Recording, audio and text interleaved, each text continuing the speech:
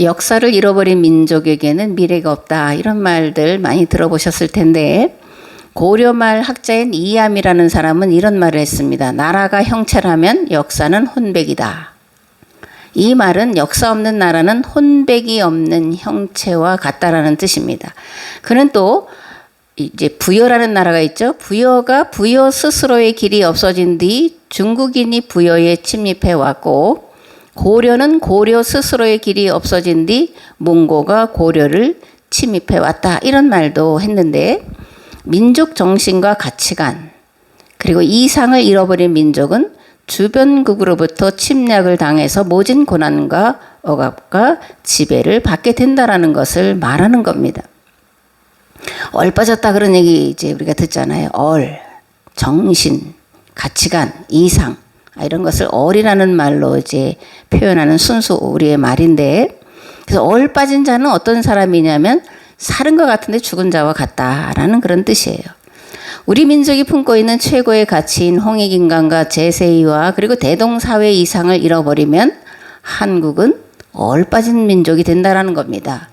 역사에서 사라지고 만다라는 얘기예요. 왜 그러냐면 이러한 우리 민족이 가진 사상은 역사 이래 모든 인류가 찾고 있는 최고의 가치관과 정신과 이상이기 때문이고 무엇보다 성경의 희년 사상과 그 맥을 같이 하고 있기 때문에 그런 겁니다. 얼빠진 자가 되지 마시고 얼로 가득 찬 자, 그죠? 하나님의 말씀으로 이상으로 가득 차셔서 그 이상을 현실로 만들어가는 복된 성도 되시기를 우리 주 예수 그리스도의 이름으로 축복합니다. 아멘. 아모스서 3장 1절에서 7절 말씀을 봉독을 하겠습니다. 이스라엘 자손들아 여호와께서 너희에 대하여 이르신 이 말씀을 들으라. 애굽 땅에서 인도하여 올리신 모든 족속에 대하여 이르시기를 내가 땅의 모든 족속 가운데 너희만을 알았나니 그러므로 내가 너희 모든 죄악을 너희에게 보응하리라 하셨나니 두 사람이 뜻이 같지 않은데 어찌 동행하겠으며 사자가 움킨 것이 없는데 어찌 수풀에서 부르짖겠으며 젊은 사자가 잡은 것이 없는데 어찌 굴에서 소리를 내겠느냐. 덫을 땅에 놓지 않았는데 새가 어찌 거기 치이겠으며 잡힌 것이 없는데 덫이 어찌 땅에서 튀겠느냐. 성읍에서 나팔이 울리는데 백성이 어찌 두려워하지 아니하겠으며 여호와의 행하심이 없는데 재앙이 어찌 성읍에 임하겠느냐. 주 여호와께서는 자기의 비밀을 그 종 선지자들에게 보이지 아니하시고는 결코 행하심이 없으시리라. 사자가 부르짖은즉 누가 두려워하지 아니하겠느냐. 주 여호와께서 말씀하신즉 누가 예언하지 아니하겠느냐. 아멘. 아모스 3장에는 두 주제가 들어가 있는데 첫 번째 주제는 이스라엘만 선택하였다. 그렇기 때문에 처벌한다. 이게 첫 번째 주제인데 무슨 뜻일까를 살펴보겠습니다. 이스라엘의 하나님의 이름은 여호와죠. 그런데 이 여호와 이름을 다르게 바꾼다면 출애굽의 하나님이다 이렇게 말할 수 있습니다. 놀라운 것은 예언자들이 선포하는 하나님 또한 출애굽의 하나님이라는 거예요. 호세아서를 보면 호세아는 이렇게 말합니다. 이스라엘이 어렸을 때에 내가 사랑하여 내 아들을 애굽에서 불러내었거늘. 미가는 이렇게 말합니다. 내가 너를 애굽 땅에서 인도하여 내어 종 노릇하는 집에서 속량하였고 모세와 아론과 미리암을 네 앞에 보냈느니라. 에레미야는 이렇게 말합니다. 이 언약은 내가 너희 조상들을 쇠풀무 애굽 땅에서 이끌어내던 날에 그들에게 명령한 것이라. 곧 내가 이르기를 너희는 내 목소리를 순종하고 나의 모든 명령을 따라 행하라. 그리하면 너희는 내 백성이 되겠고 나는 너희의 하나님이 되리라. 아멘. 그러니까 예언자들이 말씀하는 하나님은 출애굽의 하나님이다 이러는 거예요. 그러면 출애굽의 하나님 여호와는 누구시냐? 우리가 너무나 잘 알지만 다시 한번 말씀을 드리면 세상 모든 사람들이 침략과 약탈의 악순환 안에서 살아가는 것을 불쌍히 여기시고 그것을 해결하기 위해서 한 사람을 부르시고 한 민족을 부르시고 그 민족을 고난을 통해서 연달하시고 그래서 그 문제를 해결하도록 계약을 맺으시고 그 일을 행하도록 도우시는 하나님. 이게 출애굽의 하나님이라는 이름에 들어가 있는 뜻입니다. 아멘. 아모스서 3장 2절에 보면 내가 땅의 모든 족속 가운데 너희만을 알았나니 라고 말씀하는데 이거는 이스라엘과 하나님이 계약을 맺었다라는 그런 뜻을 말하는 거예요. 그렇다면 계약의 내용은 뭐냐? 이스라엘을 통해 세상의 모든 불의와 불법 그리고 약탈과 침략의 악순환을 끊어버리게 하시겠다라는 겁니다. 그런데 만일 이스라엘이 계약을 어기면 여기에 보응하실 것이라고 말씀하는데 이치고 당연한 결과예요. 왜냐하면 하나님은 많이 받은 자에게 많이 요구할 것이고 많이 맡은 자에게 많이 달라고 하실 것이기 때문에 그렇습니다. 아멘. 하나님을 섬긴다는 것이 뭐냐? 거룩한 자가 된다라는 거죠. 그럼 거룩한 자가 된다라는 건 무슨 의미냐? 시내산 계약법 정신을 지키며 사는 것을 말합니다. 시내산 계약법은 옛 계약 공동체 이스라엘에게 주어진 선악과였다. 이 말이 조금 귀에 잘 안 들어오시나요? 어쨌든 시내산 계약법은 옛 계약 공동체 이스라엘에게 주어진 선악과였습니다. 선악과를 따먹으면 죽는다는 창세기의 말씀을 달리 말하면 계약법 정신을 지키지 않으면 영원한 멸망에 이르게 된다라는 겁니다. 하나님은 우리 모두가 선악을 알기를 원하시고 선악과 법을 따라 살기를 원하시는 분이에요. 근데 마귀가 이렇게 말합니다. 너희가 그것을 먹는 날에는 너희 눈이 밝아져서 하나님과 같이 되어 선악을 알 줄 하나님이 아심이니라. 한번 생각을 좀 해보는 거예요. 하나님께서 우리가 하나님과 같이 되어 선악을 아는 것을 과연 싫어하실까라는 겁니다. 싫어하실까? 좋아하실까? 하나님은 우리가 선악이 무엇인지 올바로 깨달아 알기를 원하시고 그것을 지켜 행하시기를 원하시는 분이십니다. 선악과 하나님과 맺은 계약을 깨뜨리라는 것이 마귀가 속이는 것이고 그러나 본래 하나님은 선악과 즉 하나님과 맺은 계약법대로 살라 그러면 영원히 살리라 이렇게 이제 말씀을 하고 계신 것을 창세기 3장을 통해서 알아야 됩니다. 아멘. 마귀는 거짓의 아비예요. 그래서 아주 그럴싸한 말로 속입니다. 그러니까 속아 넘어가는 거죠. 하나님께서 에덴 동산에 만들어 놓으신 선악과는 나무 열매를 말하는 게 아니에요. 선악과는 하나님과 사람이 에덴 동산에서 자연과 더불어 자유롭고 행복하고 건강하게 살아가기 위한 법입니다. 그런데 마귀는 이러한 법을 인간이 온전히 지켜 행하는 것을 원치 않았고 도리어 법을 어기도록 속이고 있다는 것인데 이것이 너희가 그것을 먹는 날에는 너희 눈이 밝아져 하나님과 같이 되어 선악을 알 줄 하나님이 아심이니라 이렇게 속이고 있는 겁니다. 선악과는 따먹는 열매가 아닙니다. 선악과는 인간이 하나님 앞에서 지켜 행해야 할 법이라는 것을 우리가 기억을 해야 됩니다. 아멘. 반복하지만 하나님과 이스라엘 사이에 맺은 시내산 계약법은 그들이 지켜야 할 선악과였습니다. 만약 이스라엘이 시내산 계약법이 무엇을 말하고 있는지 올바로 깨달아 알고 지켜 행하기를 힘썼더라면 계약 관계는 깨어지지 않았을 거예요. 북이스라엘이 아시리아에 망하고 지중해 연안을 떠도는 나그네가 되지 않았을 것이고 남유다는 바벨론으로 끌려가 애굽에서와 같은 노예 사례를 다시 경험하지도 않았을 것입니다. 그러나 이스라엘은 계약법을 지켜 행하지 않았고 그 결과 무서운 심판을 받게 되었다라는 것이 역사의 증거인 겁니다. 아멘. 하나님께서 왜 노예살이하던 자들을 구원해 내셨을까?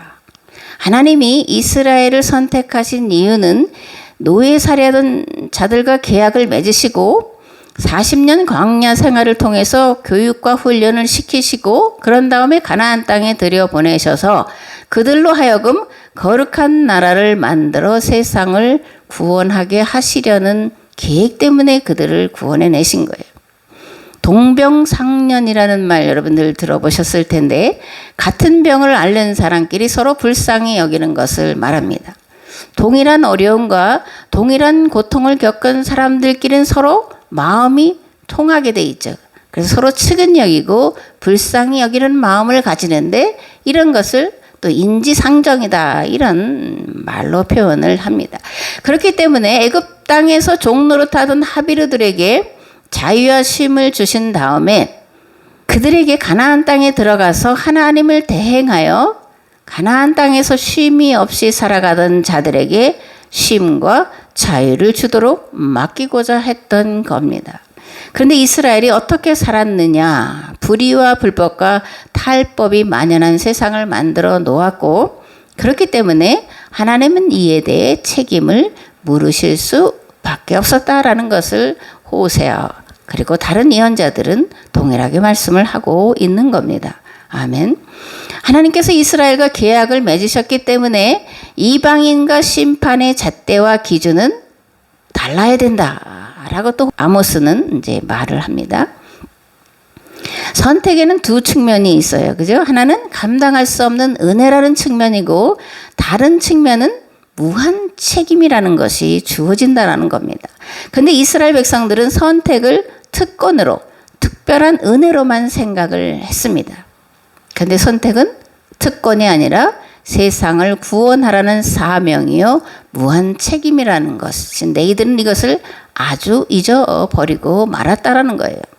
이스라엘이 세상 구원을 위한 공동체라는 자기 정체성을 잃어버리자 계약이 파기되고 말았습니다. 그런데 이것은 이스라엘에만 국한되는 것이 아니라 오늘날 교회에게도 동일하게 적용되는 말씀이에요. 만약 교회가 세상을 구원할 사명과 무한 책임을 저버린다면 하나님과 맺은 계약은 파기되고 말 것입니다. 그러므로 교회는 하나님과 맺은 계약을 지키기 위해 최선을 다해야 할 줄을 믿습니다. 아멘. 교회는 세상을 구원하기 위해 하나님께서 이 세상에 남겨놓으신 거룩한 조직이에요. 하나님께서 이 세상에 만들어 놓으신 새 조직이 있는데 국가와 교회와 가정입니다. 성도는 하나님의 창조 질서와 법을 따라 질서와 조화를 이루고 살아가는 존재예요. 하나님은 법과 질서를 따라 살아가는 교회를 통해서 세상을 구원하시려고 계획을 하셨습니다. 그런데 교회가 세상을 구원할 새 계약 공동체라는 정체성을 잃어버린다면 존재 목적이 사라지기 때문에 계약 관계는 깨어지는 것이고 하나님 앞에서 쫓겨나 슬피 울며 이를 갈게 될 것입니다. 선택은 책임이에요. 그러므로 오늘의 선악과인 복음의 길, 즉 죽음으로 세상을 살리는 십자가의 길을 두렵고 떨리는 마음으로 주님과 함께 걸어가야 합니다. 하나님은 주님과 함께 십자가의 길을 가는 자들과 함께 하시고 그들에게 하나님 나라를 맡기시기를 기뻐하실 줄 믿습니다. 아멘. 아모스 3장의 두 번째 주제는 예언하지 않을 수 없다 라는 말씀이에요. 7절에 보면 참으로 주 하나님은 당신의 비밀을 그 종 예언자들에게 미리 알리지 않고서는 어떤 일도 하지 않으신다. 주 여호와께서 말씀하시면 누가 예언하지 않을 수 있겠느냐. 아모스가 이렇게 이제 말씀을 하는데, 그렇다면 하나님께서 아모스에게 선포하라고 주신 말씀은 무엇이냐? 첫 번째는 사마리아 도성이 멸망할 것이다라는 거예요. 두 번째는 제단과 왕궁들과 부자들의 집이 다 무너질 것이다라는 심판의 말씀입니다. 하나님께서 당신의 비밀을 그종 예언자들에게 미리 알리지 않고서는 어떤 일도 하지 않으신다라는 말씀은 무슨 뜻일까? 하나님은 경고 없이 어느 날 갑자기 심판이나 멸망이 임하도록 보고 계시는 분이 아니라는 뜻이에요. 하나님은 오히려 깨닫고 돌이키도록 끊임없이 예언자들을 보내셔서 말씀을 선포하게 하신 분이라는 그런 뜻입니다. 그런데 그럴지라도 어리석은 백성들은 참 예언자의 말을 듣지 않고 거짓 예언자의 말을 따라가다가 결국 멸망에 빠지고 말 것이라고 하는 그런 것을 아모스가 안타까운 심정으로 선포를 하고 있는 겁니다. 주 여호와께서 말씀하시면 누가 예언하지 않을 수 있겠느냐라는 말씀은, 그런데 아모스가 이상 중에서 듣는 그런 말씀이 아니라는 겁니다. 또 은밀하게 아모스의 귀에 들려주시는 계시도 아니라는 거예요. 아모스가 계약법의 관점에서 북이스라엘 백성들의 삶과 신앙의 행태를 보니까 망할 수밖에 없게 되었다라는 겁니다. 또 주변 정세가 어떻게 돌아가고 있는지 그 흐름을 꿰뚫어 보니까 북이스라엘은 곧 멸망하게 된다라는 것을 보고 말씀을 선포하는 거예요. 그렇다면 아모스는 어떻게 하나님의 말씀을 선포할 수 있었을까? 북이스라엘을 안타까운 심정으로 바라보는 그것이 하나님의 심정과 같았기 때문에 그런 거예요. 북이스라엘의 상황에 관심을 기울이고 염려하며 하나님 앞에 기도하다 보니까 어떻게 하면 북이스라엘을 살릴 수 있을까를 고민하다 보니까 하나님의 말씀이 보여지고 들려지고 그 주변 정세, 역사를 꿰뚫어보는 통찰력이 생기게 되고 그래서 하나님의 말씀을 선포하게 되었다라는 겁니다. 아멘. 아모스가 말합니다. 먼저 내다보는데 결과가 뻔히 내다 보이는데 어떻게 말하지 않을 수 있겠느냐라는 거예요. 이스라엘이 지금 가고 있는 길은 멸망으로 가는 길인데 그것을 내다보면서 어떻게 전하지 않을 수 있냐라는 안타까운 마음이에요. 또 만약 내가 입을 다물고 있으면 그 책임을 하나님께서 아모스 자신에게 물으실 것이 뻔한데 어떻게 잠잠히 있을 수 있겠느냐는 그런 마음입니다. 먼저 안다, 먼저 내다본다, 먼저 알게 하셨다라는 말을 뒤집으면 뭐예요? 특별한 은혜가 아니라 특별한 책임, 감당할 수 없는 책임이라는 말이 된다라는 것을 우리가 기억을 해야 합니다. 아멘. 아모스가 북이스라엘에 선포하는 말씀이 무엇이냐면 아모스는 아스돗과 애굽의 지도자들을 증인으로 내세워서 북이스라엘의 수도 사마리아가 멸망할 것이고 제단들과 호화로운 왕궁과 부자들의 집이 전쟁의 화마로 불타고 무너져 내릴 것을 선포하고 있는데 예언자들, 계속해서 예언자들을 말씀하고 있는데 예언자들은 어떤 자들이냐? 다가올 역사의 회오리를 미리 내다보고 대책을 세우고자 몸부림치는 자들이에요. 그리고 앞서서 그 길을 온 몸과 온 몸으로 살아내는 자들입니다. 온 몸과 온 마음으로 장차 닥칠 고통스러운 삶을 보여주면서 백성들에게 하나님과 맺은 법으로 돌아오라고 목청 높여 외치며 울부짖던 자들 그들을 우리는 예언자라고 부르고 있는 겁니다. 아멘. 예레미야는 이렇게 말씀을 합니다. 주님께서 나를 속이셨으므로 내가 주님께 속았습니다. 주님께서 나보다 더 강하셔서 나를 이기셨으므로 내가 조롱거리가 되니 사람들이 날마다 나를 조롱합니다. 내가 입을 열어 말할 때마다 폭력을 고발하고 파멸을 외치니 주님의 말씀 때문에 나는 날마다 치욕과 모욕거리가 됩니다.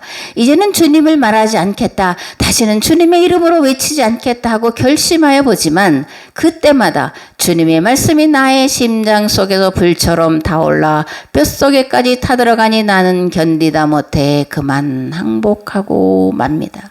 하나님이 나를 속이셨으므로 하나님이 나를 설득하셨으므로 하나님이 나를 유혹하셨으므로 안 하려고 하지만 그때마다 견디지 못해서 항복하고 하나님의 말씀을 선포할 수밖에 없습니다라고 하는 이런 예레미야 또는 예언자들의 안타까움, 절절한 그런 마음을 이렇게 고백을 하고 있습니다.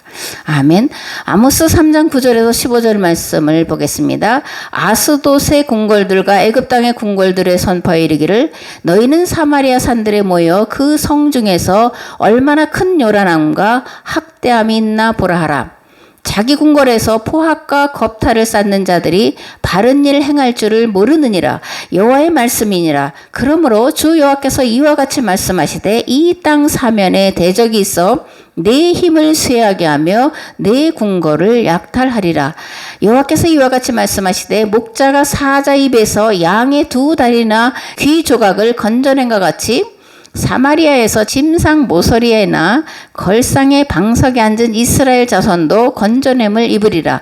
주 여호와 만군의 하나님의 말씀이니라. 너희는 듣고 야곱의 족속에게 증언하라. 내가 이스라엘의 모든 죄를 보응하는 날에 베델의 제단들을 벌하여 그 제단의 뿔들을 꺾어 땅에 떨어뜨리고 겨울궁과 여름궁을 치르니 상하궁들이 파괴되며 큰 궁들이 무너지리라. 여호와의 말씀이니라. 아멘. 여호와의 말씀이니라. 여호와의 말씀이니라. 여호와의 말씀이니라. 이렇게 여호와의 말씀을 선포하는데 뭐예요? 사마리아가 멸망할 것이다 그런 겁니다. 베델의 지단들이 무너질 거라는 거예요. 부자들의 집들이 다 무너져 버릴 거라는 말씀입니다. 아모스가 말하는 북이스라엘의 죄는 무엇이냐면 포악과 겁탈, 불법과 탈법이에요. 북이스라엘은 포악과 겁탈을 통해서 가난한 자를 억압하고 그리고 그들의 것을 빼앗았어요. 베델과 제단에 많은 제물을 드리면서 하나님이 기뻐하시는 예배다라고 말했지만 우상숭배고, 왕과 부자들이 누리는 사치와 향락은 하나님의 이름을 망령되이 일컫는 죄라고 아모스가 선포를 하고 있는 겁니다. 아모스는 북이스라엘의 이러한 범죄에 대해서 하나님께서 블레셋과 애굽을 통해서 징계하시는데 그 방법은 전쟁이라는 거예요. 그래서 9절에 아스돗의 궁궐들과 애굽 땅의 궁궐들의 선포에 이르기를 너희는 사마리아 산들에 모여서 그 성중에서 얼마나 큰 요란함과 학대함이 있나 보라, 이렇게 말씀하는 거예요. 그리고 14절에서 15절에 보면 장차 임할 심판 내용이 기록되어 있는데 베델의 제단의 뿔들을 꺾어 땅에 떨어뜨리겠다, 겨울 별장과 여름 별장을 짓부수겠다, 이렇게 무서운 심판의 말씀을 선포를 하고 있는 겁니다. 아멘. 14절에서 베델의 제단의 뿔들을 꺾어 땅에 떨어뜨리겠다라는 말씀은 무슨 의미냐?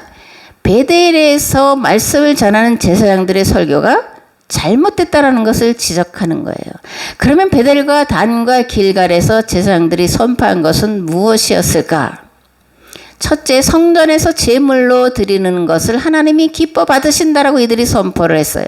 두 번째로, 성전에서 제물을 드렸기 때문에, 예배를 열심히 드렸기 때문에 하나님께서 부를 주셨고 그 부는 내 마음대로 누려도 된다라고 선포한 것이 베델과 단과 길갈에서 선포한 제사장들의 선포였다라는 겁니다. 그런데 이것에 대해서 하나님께서 심판하시겠다라는 거예요. 부에 대한 면죄부. 중세 때에 뭐예요? 그 죄에 대한 면죄부를 가톨릭에서 팔았잖아요. 그죠? 왜냐하면 베드로 성당을 지어야 되는데 막대한 돈이 들으니까 면죄부를 팔아서 이것을 사면 죄를 면죄받는다, 이렇게 선포했는데, 아모스가 선포할 때에 아모스의 선포는 북이스라엘의 제사장들의 선포가 바로 부에 대한 면죄부였다라고 선포를 하고 있는 겁니다. 부자들이 많은 제물로 감사제로 드리는 것에 대해 하나님께서 징벌을 내리시겠다라는 거예요. 하나님이 받으시는 제물이 뭐냐라는 겁니다. 하나님이 받으시는 제물은 고기가 아니에요. 기름과 내장과 피였습니다. 사람이 먹지 않는 것을 하나님이 받으시겠다라고 말씀하신 거예요. 나머지는 너희들끼리 나누어 서로 배부르게 하라는 거였습니다. 그래서 호세아는 6장 6절에서 이렇게 말씀합니다. 내가 바라는 것은 변함없는 사랑이지 제사가 아니다. 불살라 바치는 제사보다는 너희가 나 하나님을 알기를 더 원한다, 이렇게 말씀을 하고 있음을 우리가 호세아서에서 볼 수가 있습니다. 아멘.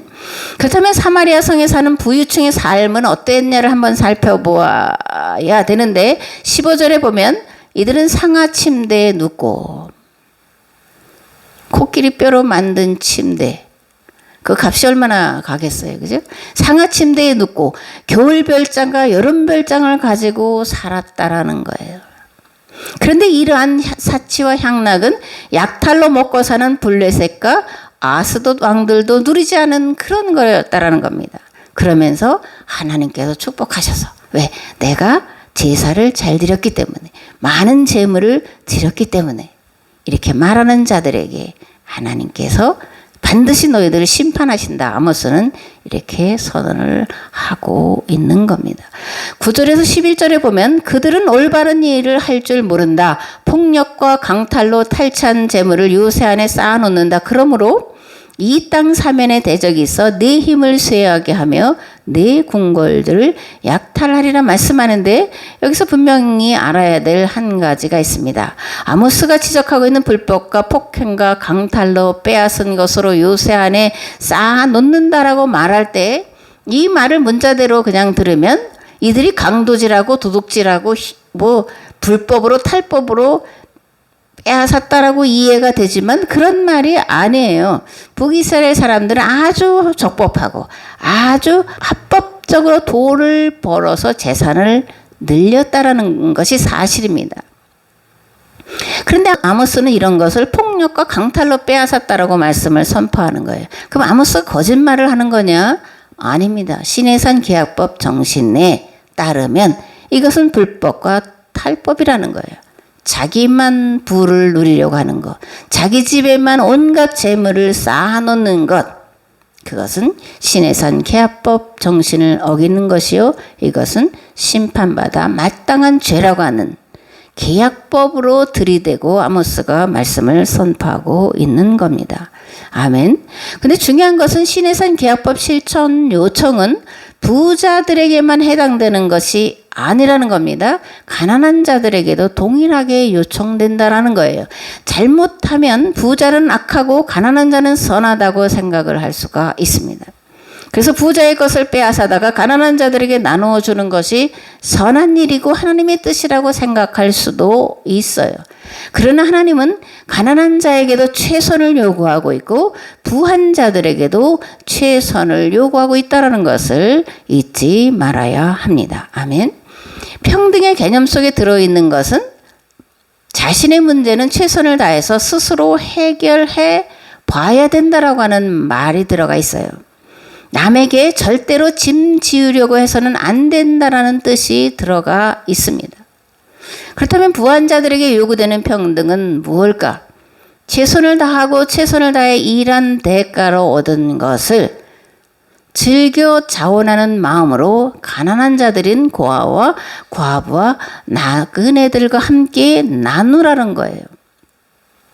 또한 적법하고 합법적인 방법으로 막대한 부를 얻었을지라도 그것을 자신만을 위해서 사용하고 사치와 향락을 일삼으면 하나님은 그들을 향해서 불법과 폭행으로 빼앗은 것이라고 말씀하신다라는 것이고 심판하신다라는 건데, 왜냐하면 나만 더 많이 가지려고 하는 것은 탐욕이고 탐욕은 우상 숭배의 죄이기 때문에 이렇게 말씀을 하고 있는 겁니다.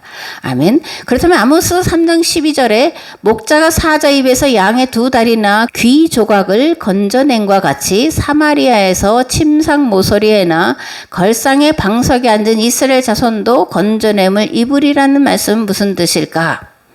늦었지만 이제라도 시내산 계약법 정신으로 돌아오라는 것이고, 돌아오면 아주 조금은 남겨놓으시겠다라는 거예요. 남은 자 사상이 계속해서 이제 이사야뿐만이 아니라 예언자들 속에 흘러내리고 있는 그런 정신인데, 그렇다면 하나님이 남겨놓으시겠다라는 것은 무엇을 위한 증거물일까? 반면 교사용으로 남겨놓으시겠다라는 거예요. 법대로 살지 않으면 철저하게 망한다는 증거요, 돌이키면 아주 망하게 하지 않으시고 남겨놓은 자들로 다시금 하나님의 법을 지켜 행하게 함으로 회복시키시겠다는 약속의 증거물입니다. 그러니까 이 증거물로 남는다라는 것은 망하는 것을 전제하고 있다는 것도 우리가 반드시 인식을 해야 합니다. 아멘. 요엘은 이렇게 말합니다. 그렇기 때문에 여호와께서 말씀하신다. 지금이라도 너희는 마음을 온전히 바쳐 내게로 돌아오너라. 금식하며 울고 슬피 가슴을 치며 돌아오너라. 너희는 옷을 찢지 말고 너희의 심장을 찢으며 회개하여라. 너희는 너희 하나님 주께로 돌아오너라. 그분은 친절하시고 인자하시기 때문이다. 그분은 쉽게 화를 내지 않으시며 성급하게 너희를 처벌하지도 않으시며 지극히 너그럽고 긍휼이 많은 분이시다. 아멘. 여호와라는 이름 속에 들어가 있는 그 뜻이 요엘이 말씀하는 그 말씀과 같은 것을 볼 수가 있습니다. 하나님께로 돌아가는데 늦은 시간은 없다. 그죠? 늦은 시간은 없습니다. 말씀을 듣고 깨달은 그때가 하나님께로 돌아가기에는 가장 빠른 시간인 줄을 믿습니다. 아멘. 14절 말씀을 보면 베델의 제단들을 벌하여 그 제단의 뿔들을 꺾어 땅에 떨어뜨리고 내가 부자들의 호화로운 집들을 부수어 버리겠다라고 말씀하는데, 베델은 하나님의 집이라는 뜻이에요. 그러니까 벳이라는 건 집이라는 뜻이고 엘은 하나님이라는 겁니다. 그러니까 베델은 하나님의 집이라는 뜻인데, 호세아서를 보면 베델의 이름을 달리 불러요. 뭐라고 부르냐면 벳아웬, 벳, 집, 아웬, 마귀 또는 악한 자의 집, 하나님의 집이라고 불리는 곳을 호세아가 마귀의 집이다 이렇게 부른다라는 겁니다. 왜? 하나님의 말씀을 바르게 가르치지 않기 때문에, 우상숭배의 길로 그들을 끌고 가기 때문에, 망하는 길로 끌고 가기 때문에.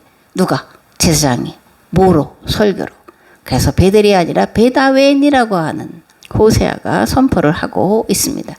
제단뿔은 또 뭐냐? 제단뿔은 제단에 이제 이 4개의 뿔이 이렇게 있었는데, 이 뿔을 잡으면 누구도 거기서 끌어내서 죽일 수 없다라는 것이 법이에요.